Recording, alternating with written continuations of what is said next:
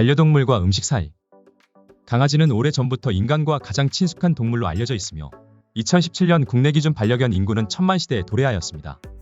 이러한 강아지 수가 말해주듯이 반려견을 대하는 상식이 꽤 많이 발달한 요즘인데요.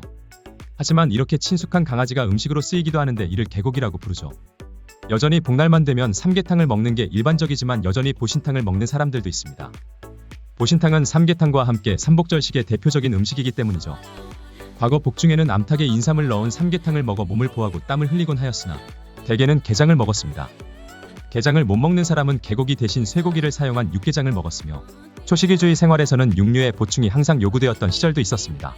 이처럼 체력 소모를 수반하는 작업을 하고 난 뒤에 개고기를 먹어서 어느 정도 체력을 보충하는 문화는 예로부터 널리 알려져 왔음에도 불구하고 이와 동시에 개는 인류와 가장 가까운 동물이기에 그 어딘가에 애매한 선상에 늘 놓여 있었죠. 오늘은 개고기의 역사와 최근 발의한 개 식용 금지법에 대한 이야기를 해볼까 합니다. 당신의 호기심 시작합니다. 인류 역사 이래로 보신탕은 농경사회의 주된 음식이었습니다. 개고기를 먹었던 최초의 사례는 신석기 시대로 거슬러 올라가는데 신석기 유물에서 보이는 여러 가축의 뼈와 개의 뼈에서 그 증거를 찾을 수 있죠. 역사적인 자료에 따르면 최초 개식용에 관한 언급은 중국의 사마천이 쓴 사기에 있는데 기원전 679년 삼복날에 제사를 지낼 때 성내 사대문에서 개를 잡아 충지를 막았다라는 기록이 있습니다. 이처럼 중국은 춘추전국 시대로부터 명청대에 이르기까지 개고기는 상류층만이 섭취할 수 있는 고급 음식에 속했습니다. 한 예로 청나라의 이용장은 개고기를 매우 즐겨했던 것으로 전해지기도 했죠.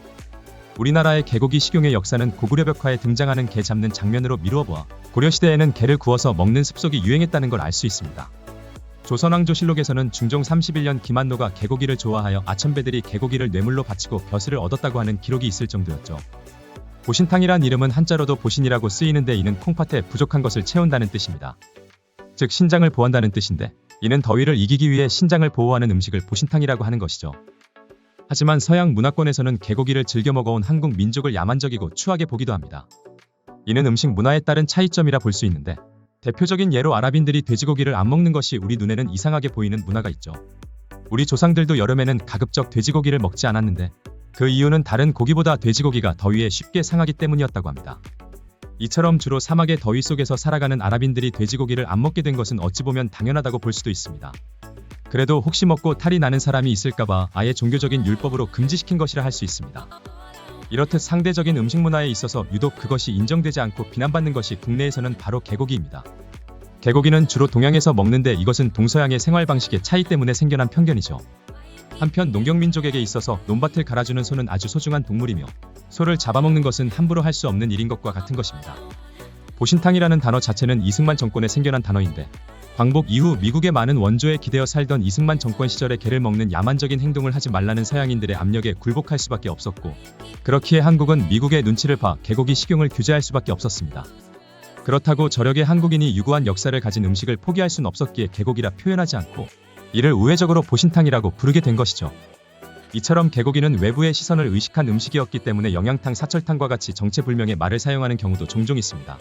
한편 프랑스에서도 1692년부터 3년여간 지속된 이상기온 때 수많은 이들이 개고기를 먹었다는 기록이 있는데 당시 파리 푸주간에는 개고기를 구입하려는 사람들로 인산인해를 이루었다고 하며 게장은 게를 삶아서 푹 끓인 것으로 매운 게장을 먹으며 땀을 흘려 더위와 싸웠다고 합니다.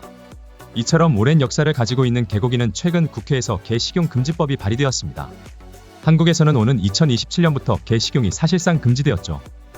1월 9일 국회는 본회의에서 개의 식용 목적의 사육, 도살 및 유통 등 종식에 관한 특별법안을 통과시켰으며 해당 법안은 3년간 유예 기간을 거쳐 2027년부터 시행됩니다.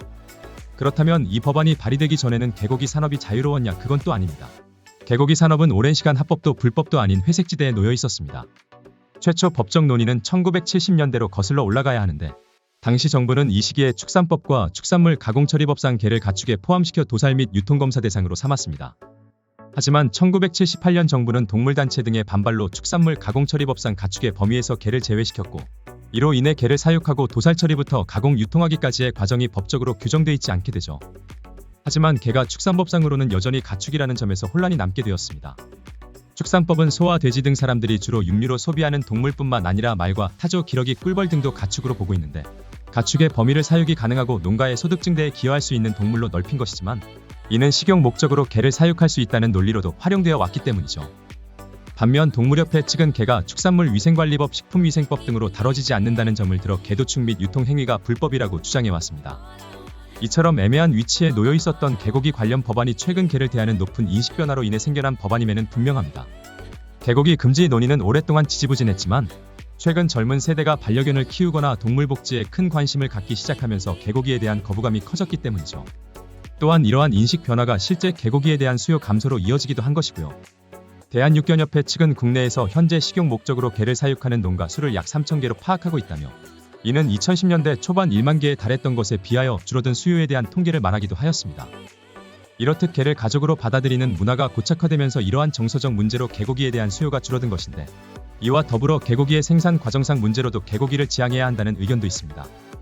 그 이유는 개가 축산물위생관리법으로 다뤄지지 않기 때문에 도살부터 유통까지 과정 전반이 불투명하게 이루어질 수 있기 때문이죠. 이로 인해 유통된 개고기가 위생상 안전하지 않을 수 있을 뿐더러 사육 및 도축 과정이 과도하게 비인도적이라는 것입니다. 하지만 식용개 농장을 운영하는 것을 업으로 삼고 있는 이들의 주장은 개 식용에도 위생관리법 등을 포함시켜달라며 법의 테두리 안에서 운영하겠다는 입장인데, 정부 측에선 이런저런 핑계를 대며 애매한 태도를 취해왔다고 합니다. 이는 여론을 인식한 결과라 볼 수 있는데, 실제로 한국의 개고기 섭취와 관련해 정서적인 이유로 비판 여론이 꾸준히 있어왔기 때문이죠. 오늘 개고기의 역사와 개 식용 금지법에 대한 이야기는 여기까지입니다. 오랫동안 개 식용 개고기에 대한 애매한 선상에 있어왔지만 이번 식용금지법으로 인해 반려인들에게는 기쁜 소식임에는 분명합니다. 하지만 해당 법안의 유예기간이 지난 이후 개농장을 운영하는 분들은 어떤 입장을 취하게 될지 귀추가 주목되네요. 오히려 해당 법안 때문에 개 도살이나 유통을 하는 과정에서 더욱더 음지로 가는 건 아닌지 우려가 되기도 합니다. 당신의 호기심이었습니다.